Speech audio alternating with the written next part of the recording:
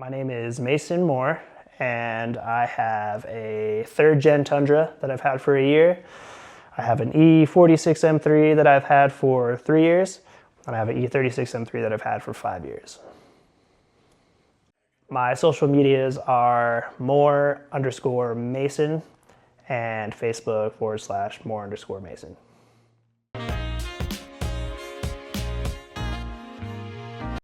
Modifications on the E36 M3 are coilovers, sway bars, wheel and tires, fixed back racing seats, a harness bar, and a short throw shifter. The modifications on the E46 M3 are coilovers, wheels and tires, tune, intake, exhaust, short throw, and LED halos and black M3 fender grills.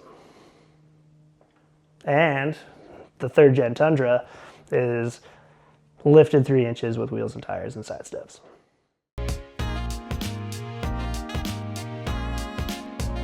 Some of my hobbies include mountain biking, snowboarding, mountain boarding, rock climbing, and driving cars in no particular order.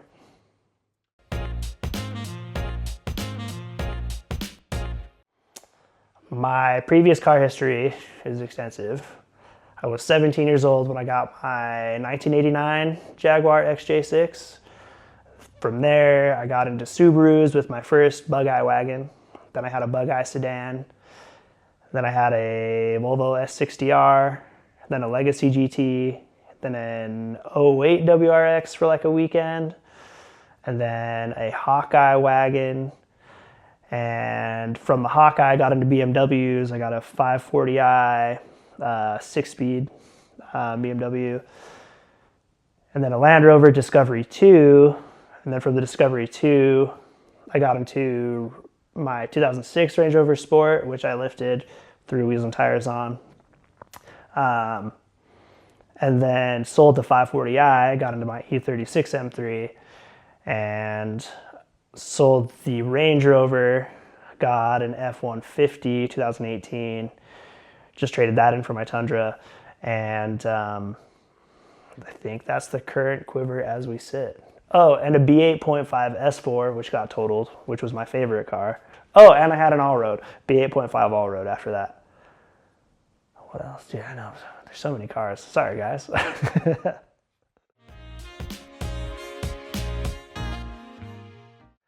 I have not been responsible for wrecking a car. My S4, which was my favorite car, I got rear-ended on the freeway at like 10:30 on a Saturday morning. Just on my way to ride mountain bikes, and I was going 75 in the middle lane. Somebody tried switching lanes and drove right through me and broke the thing off. So that was it. And I did rear-end somebody in my Hawkeye too, but that was like a little kiss, nothing crazy.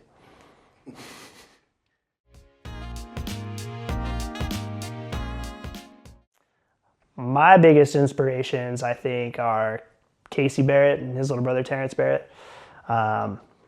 Casey was a big DSM guy. That's how I got into my DSM. And from there, we kind of just stayed close and connected. And eventually it turned into a career in motorsport racing as well through Casey. So I think, you know, he's the gateway and he's been a lasting inspiration in my car adventures.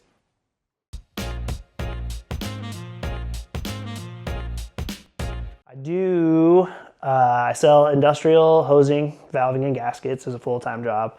And then part-time through the summers, I work for sports car racing teams, servicing GT3 Porsches, GT4 Mustangs, GT3 Aston Martins, and whatever else will go on the track through IMSA and SRO racing series. Casey Barrett got me involved in sports car racing. He lived with me for a while. The team that he was working with needed wheel and tire guy for a weekend at a local race, and it ended up being a good fit. And I've been racing with Casey on and off for about 7 years now. And that's how I got into that. The favorite racetrack that I've been to is Road America. It's just a big flowy, fast racetrack.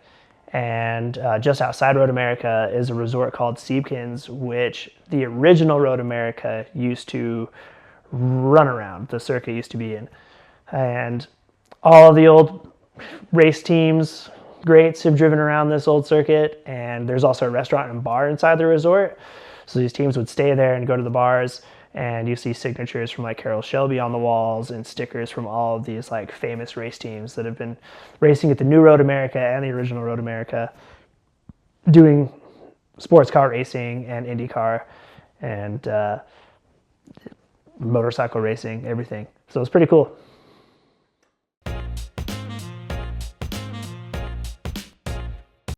Thinking I'm going to trade the Tundra in, and my next car will be a Rivian. R1T, probably just a quad motor. Well, excuse me, a dual, because I don't got quad motor money, and duals seem to be plenty capable.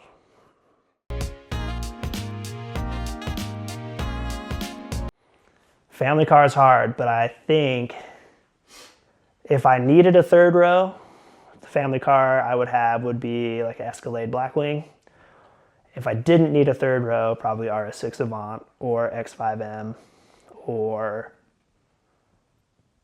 something like that.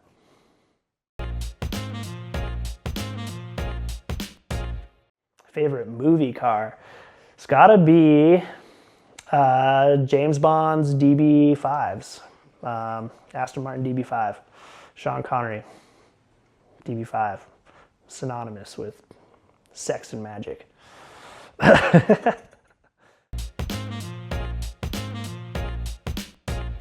Dream drive, dream car show.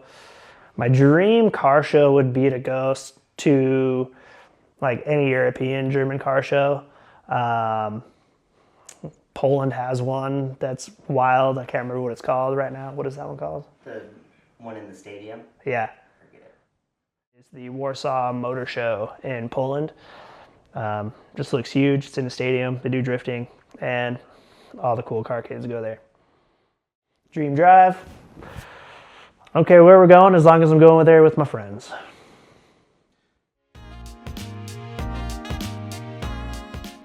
Window tint. Absolutely. The first mod that I would do to any car that I buy is window tint. Then lower it, then wheels and tires. And then from there, you know, well, whatever you want. But those are the first three, I think. Tint and lowering the car really accentuates the body lines, gets the proportions correct, and the wheels and tires, you know, that's kind of a way to self-express, you know, and let your character kind of show in the car.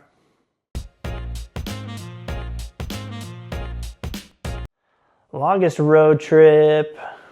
My longest road trip has been moving my wife out from North Carolina. That was a 36-hour road trip. So we drove in a U-Haul from North Carolina to Utah. Limiter on the U-Haul, 70 miles an hour. We're getting past, going down hills by semi-trucks. And we learned that if you put the U-Haul in neutral, you can go faster than the governor. But you got to let the car slow down before you put it back into drive, or else it'll just fall right on its face and make ugly noises. And that's my longest road trip. The funnest road trip also, driving through and around North Carolina.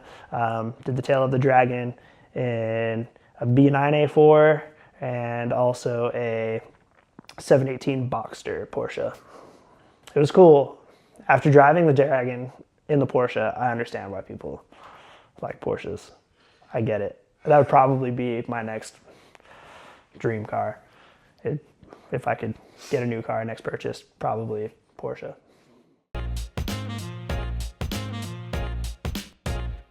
My dream car is Four cars. Yeah, it's hard to choose just one. If I could have a couple, it would be 997 or 991 Porsche GT3 RS, R34 Skyline, probably a NUR V-Spec. I think an E39 M5 actually would be cool to have too. And a B7 RS4. There's too many. But I think immediately, you know, if I had $1 million tomorrow, I'd probably pick up a GT3 RS, either 991 or 997.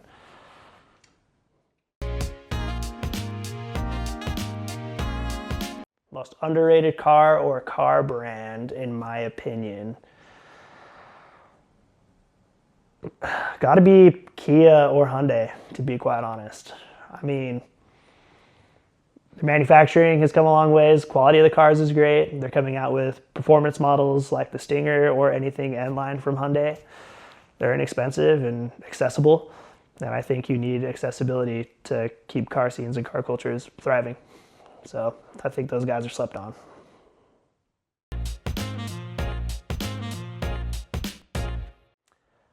The motorsports that I follow is Formula One loosely, but mostly the series that my teams are involved in. So SRO, GT World Challenge, that's GT4 and GT3 racing, and IMSA Michelin Pilot Sport Challenge, which is GT4 or GTS racing, endurance racing, and then also Porsche Sprint Cup Challenge, which we'll be competing in this year, the West Coast Series, so GT3 Cup cars, and 718 Boxster Cayman 4 GT4 cars.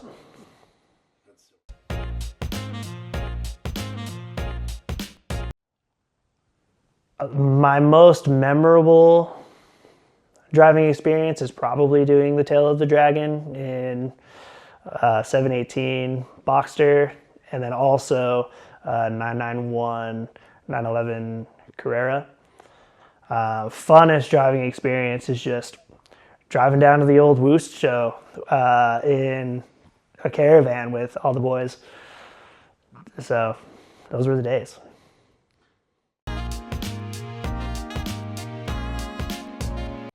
My opinion on electric vehicles is that they're not going anywhere, and you better embrace technology and change because they're so good now. I mean, they used to be not great, but you have companies like Rivian and BYD and Tesla making them cool and accessible, and I'm excited to embrace EVs when the time comes.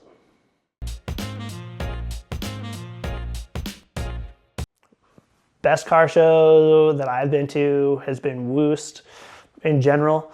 You're having everybody taking up multiple floors of a parking garage with just a bunch of cool cars from a bunch of cool different manufacturers. Some alcohol consumption, but no driving. And then from there you get to go cruise up in the mountains adjacent to Vegas. And I just think like the whole culture and community that Woost cultivated was a lot of fun and some of the most fond memories.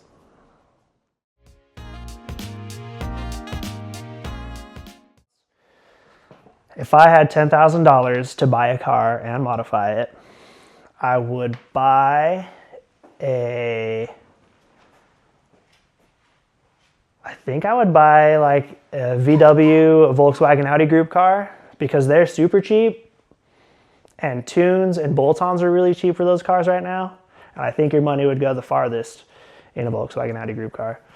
So 2-liter turbo platform, or even a 3OT if they're cheap enough and you can find one. But you know, either in an A7 or an A6 or something like that. But I think you get a lot of car for the money. I mean, a lot of used car for the money, I suppose.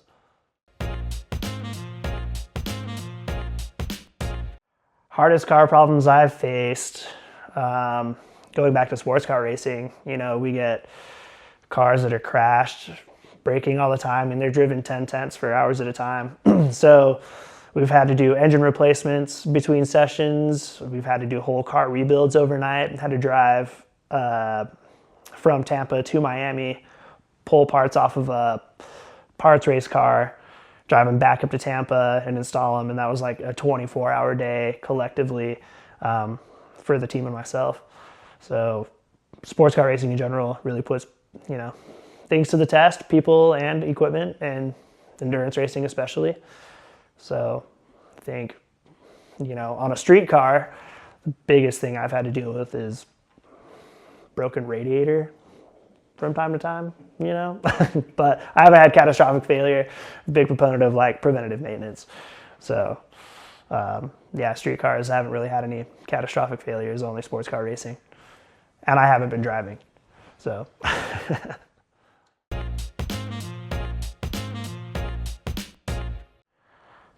as for the future of the BMWs or the Tundra, I think they're good how they are. I think I'll do a cooling system upgrade on the E46 M3 and just drive it, and then PM, preventative maintenance. So that's pretty much it.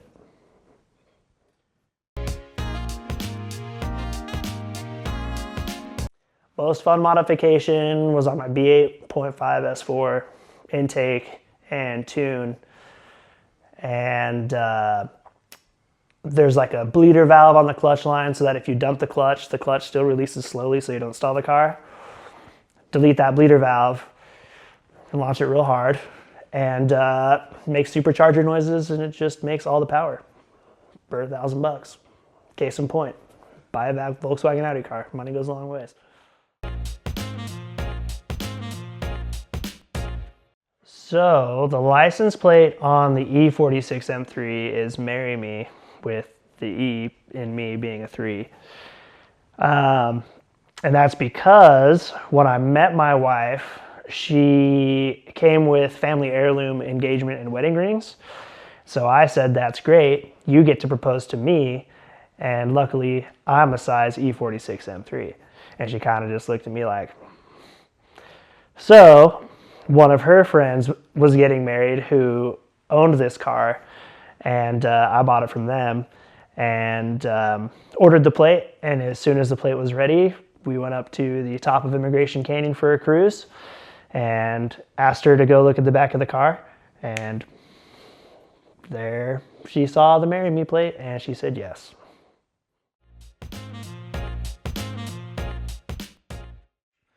So I used to mountain board professionally for a long time, and mountain boarding is, or a mountain board is a short snowboard with big off-road tires, and you take it off of jumps.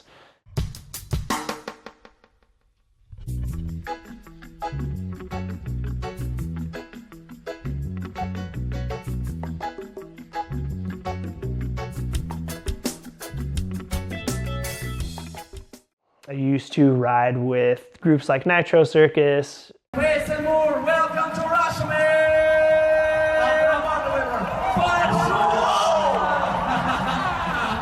Okay, 5 minutes in the house. Okay. And doing shows independently in Russia, in Serbia, Germany, Belgium, France.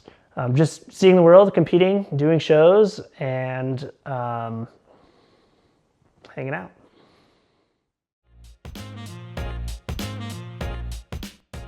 Oh, favorite joke. I like it. Why did the sperm cross the road? Because I put the wrong sock on. Hey!